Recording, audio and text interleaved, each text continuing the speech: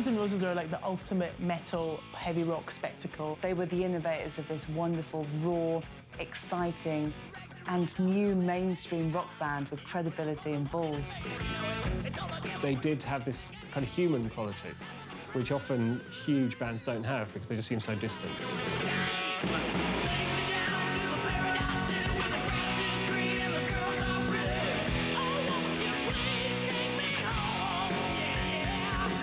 Guns N' Roses were the perfect mix of songs, attitude, and that undercurrent of bonkers. It wasn't a faked thing, it wasn't contrived, they were really kind of out there partying.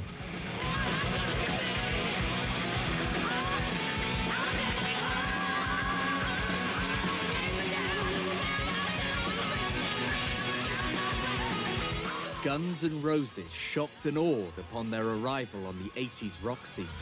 Their notoriety and musicianship bred sales of 150 million records, making them one of the world's biggest rock bands of all time. But the path to the top was not so clear for frontman Axl Rose. Axl Rose came from Lafayette, Indiana, which is as far away as you can get from the glamorous coasts as you could possibly imagine. His father, from where he got the Rose surname, was the town's delinquent, and Axl followed in those footsteps. And I think he got into trouble a lot. I think he broke the law quite a few times. So he just had a really troubled, he was a bit of a messed up kid, really, a bit of a delinquent and a bit of a tearaway. His mother was 16 when she had him, and she remarried a guy who he thought was his father, he only found out later it wasn't, who was a sort of very, very strict Christian, Pentecostalist Christian. And he would do things like, one moment they'd have a television, and then he'd decide the television was evil and chuck it out, and things like this all the time. I don't think he was particularly happy, but he moved to LA as soon as he could, really, and found music, and I think that was his saving grace. With his friend Izzy Stradlin, Axl entered the Los Angeles music scene as the lead singer of rock band Hollywood Rose. And from playing the Hollywood circuit, Guns N' Roses would soon emerge. Guns N' Roses essentially were an amalgamation of two bands, LA Guns and Hollywood Rose. And in Hollywood Rose were, of course, Axl Rose and his friend from Indiana, Izzy Stradlin. And in LA Guns, there were some LA reprobates led by Tracy Guns. Now, these two bands amalgamated, and it turned out that apart from Izzy and Axl, the rest, A, weren't very good, and B, didn't have the work ethic. So they were soon got rid of, and Guns N' Roses became the classic lineup that we know of Axl, Izzy, Duff McKagan, Slash, and Stephen Adler. He stayed in Hollywood and decided to make a splash that way, playing a lot of local kind of club shows, and it caused a lot of buzz. And they already had quite a big, loyal following because of, obviously, their past with their previous bands. They represented that anti-glam side of LA, although they were quite glamorous themselves, but they were into the scuzziness of it. They had this aura of glamour around them, and very good musicians, especially Slash, the guitarist, and the combination was just irresistible. Signed to Geffen Records for a $75,000 advance, the band entered the studio to work on their debut, Appetite for Destruction. They employed a producer called Mike Klink, essentially because he let them do what they want. And it turned out that in the band there were two workaholic perfectionists, Slash and Axl. Slash's up there, definitely, with Hendrix and Jimmy Page, and he kind of took all of these classic rock influences, and you know, he was a big fan of Joe Perry of Aerosmith, and he took all of that and just kind of melded it into one with some punk influences as well.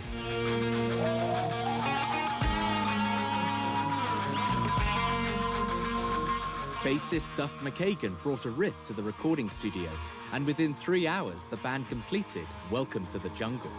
The song would bring the group to the world's attention.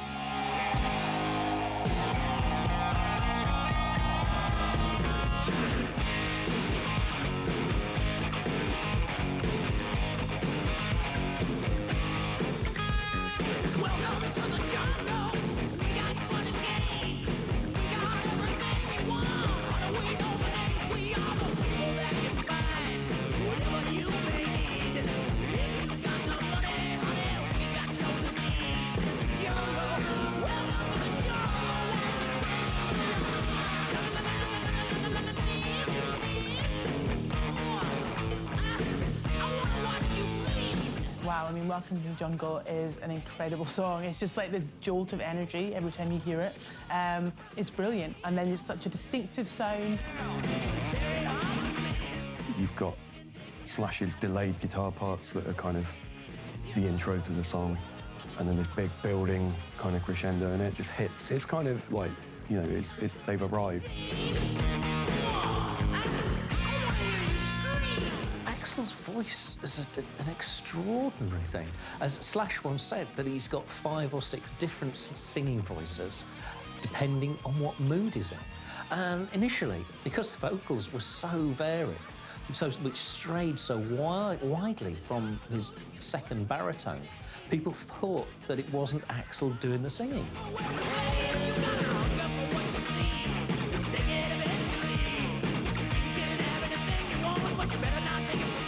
And Welcome to the Jungle was about the horrors of city life. Apparently, Axl Rose was in Seattle and some homeless guy shouted Welcome to the Jungle at him, or started going on about how, you know, it's all going to go wrong for you or something. It's hints at a kind of dirtier reality than heavy metal generally dealt with, which is, of course, punk.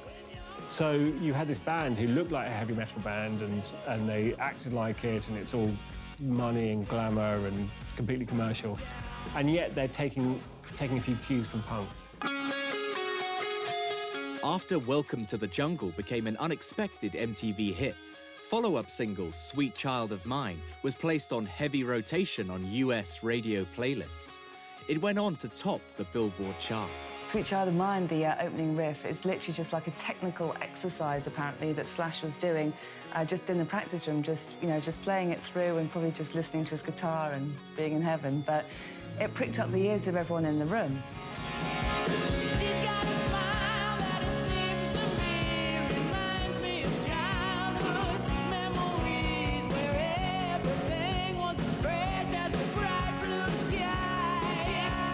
Those few moments at the beginning of that song are perhaps what Guns N' Roses will be remembered for forever. The thing about that song as well is it makes people want to pick up the guitar, which is an amazing thing. It's inspiring.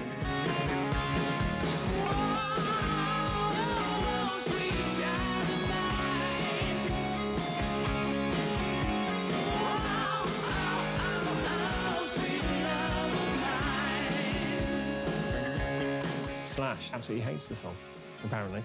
He, you know, maybe because, you know, he's had to play it every night of his life, but, you know, it's you know, he said at the time it wasn't his favourite song by a long stretch, but of course it's absolutely their anthem. Guns N' Roses toured extensively with Appetite for Destruction. 1 year after its release, the album topped the US chart, and to date, it has sold over 28 million copies worldwide.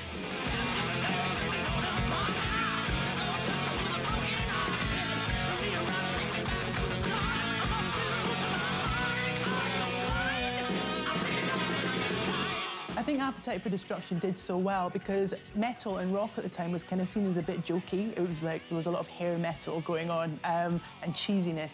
And I think Guns N' Roses made it seem genuinely dangerous and exciting again. But it's also timeless too, because the songs were so strong. And they had everybody in the band except Steven Adler was a proper writer of songs. So they had this material coming in from all these different sources, and it combined with that attitude, with that swagger, with that perfectionism in the studio that Axl and Slash had to make this fabulous record.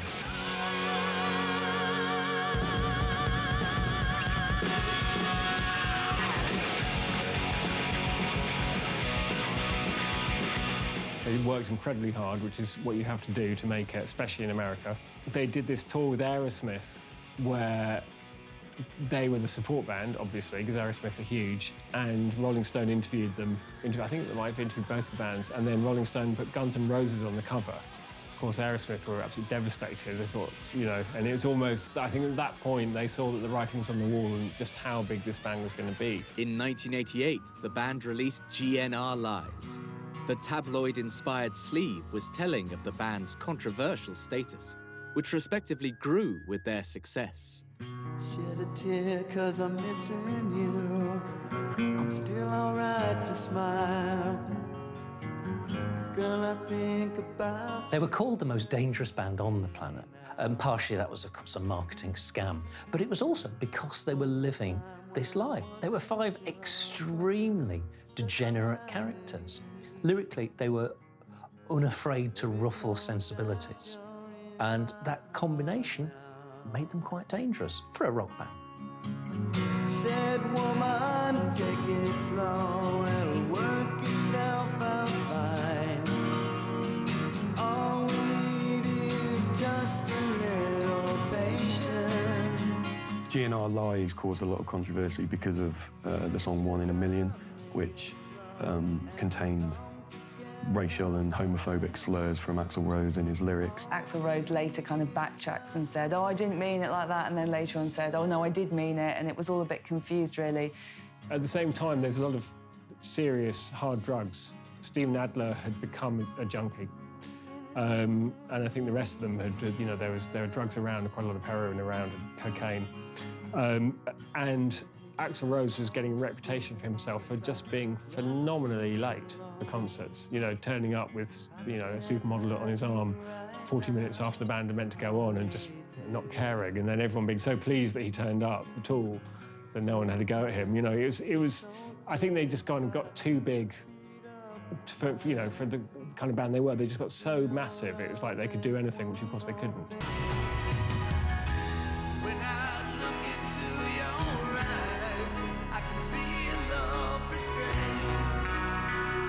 Despite the departure of Steven Adler due to drug abuse, Guns N' Roses were planning their most ambitious release in 1991, and it would end up being a double.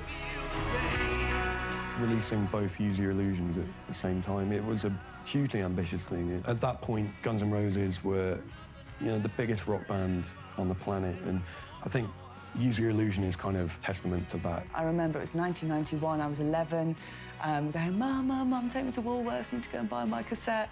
And getting that and being so excited by it, you know, the matching covers with different colours. And for them to get Billboard #1 and 2 with those releases is a huge deal. And when you look at the track listings of those 2 albums, I mean, it's strong. It is, all the way through. I do have a soft spot for November Rain, just because it's so preposterous as a kind of, you know, big ballad.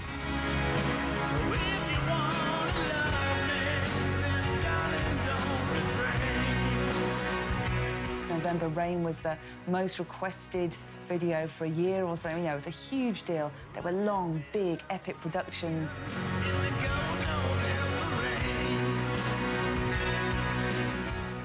The image was absolutely at the heart of it. You know, you had this, the kind of sort of superannuated Keith Richards character in Slash is, you know, you always had a cigarette dangling from the side of his mouth and this massive curly hair and the top hat and everything.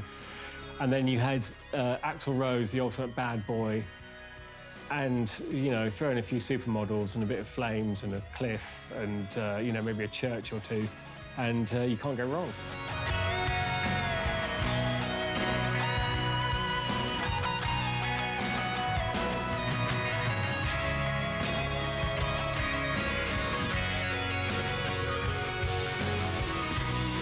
On both albums, there's a selection of fantastic tracks. There's Don't Cry, which was the first song Guns N' Roses ever wrote, which had been amped up and given this marvellous production. Don't you cry tonight, and don't you cry tonight. And then there's also the covers as well. Bob Dylan's Knocking on Heaven's Door, and also of Wings' Live and Let Die.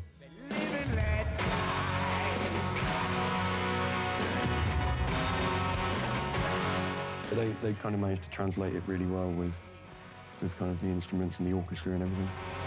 The 28-month-long Use Your Illusion tour proved to be the band's most turbulent yet. Late starts and riots became regular features, and Izzy Stradlin walked out due to Axl's behaviour. The Use Your Illusion tour was 194 dates of insanity. They toured so much, that band. I think it was the longest tour in history, 26 months with Axl Rose. Axl started to kind of show up late to gigs and, you know, not appear. Axl Rose saw a fan filming the concert, this is in America, and went crazy and leapt from the stage and beat up the fan and blamed security and then stormed off. But even in this chaos, there was moments where they were truly inspired. And at the end, at the very final dates in Buenos Aires, after the very last date, Axl, Slash and the keyboard player Dizzy Reed went into their hotel. Axl got on the grand piano and the three of them jammed through the night. And that would be the last time that Axl and Slash played together. The last recording featuring the lineup of Slash, Duff McKagan and Matt Sorum was 1993's The Spaghetti Incident. I don't have plans and schemes, and I don't have hopes and dreams.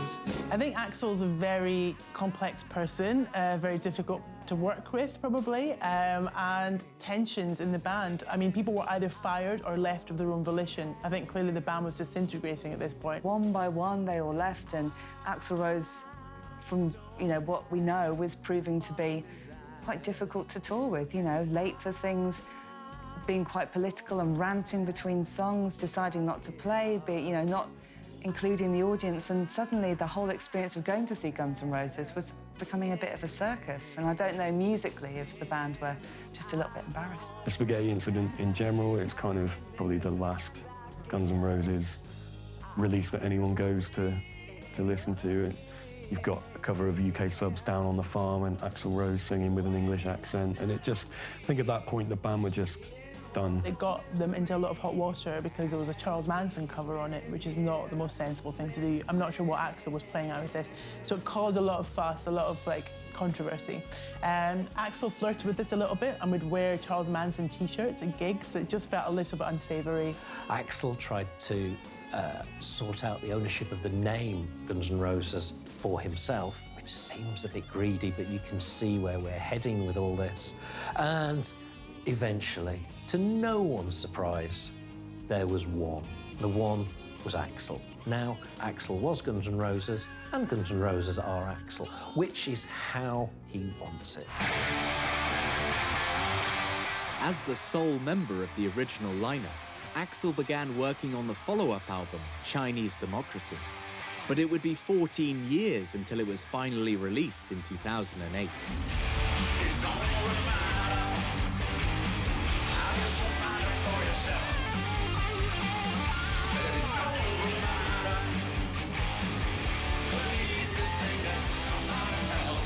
Chinese Democracy has become this sort of mythical thing in rock music. It's like, I don't even remember what the album's like. It's like we talk about the story more, the Chinese Democracy moment.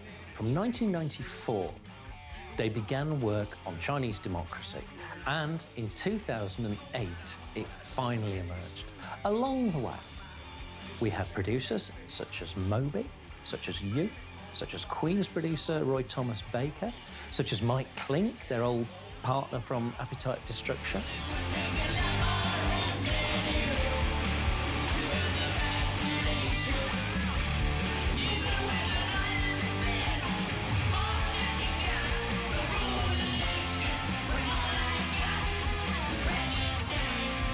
There's like a whole plethora of different musicians on the album. There's different drummers, there's loads of different guitar players, and it's like a list of credits that's kind of a who's who of whoever was around during those years. The record company apparently gave him $1 million as a bribe to try and get him to finish it. I think $13 million was spent on studio costs alone.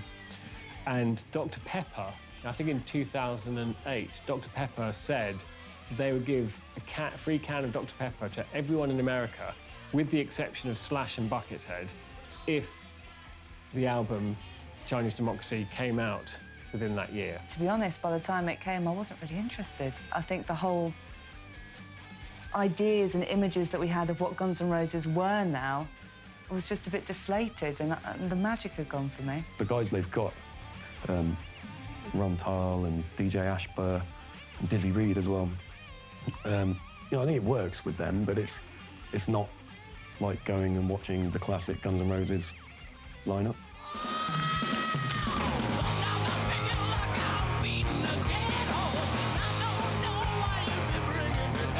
There's a lot of bitterness between the 5 members of the great Guns N' Roses lineup. But there's also talking. There's a bit of date on it too. I think there's unfinished business there. They almost wore their dysfunction on their sleeve, and I think that was very appealing for people. They weren't like a punk band in the sense of, you know, making it seem like you could do it, but they did have this kind of human quality, which often huge bands don't have. Guns N' Roses have provided this kind of almost a spectacle in music. I mean, obviously they came up with great songs as well, and musically have inspired people and made people realise that punk and metal could be quite cool and dangerous again. They've shown that you can go on a 26-month world tour. You can have #1, #2 in the Billboard Top 100. They've shown that you can do it. So I think they're quite inspiring for that point.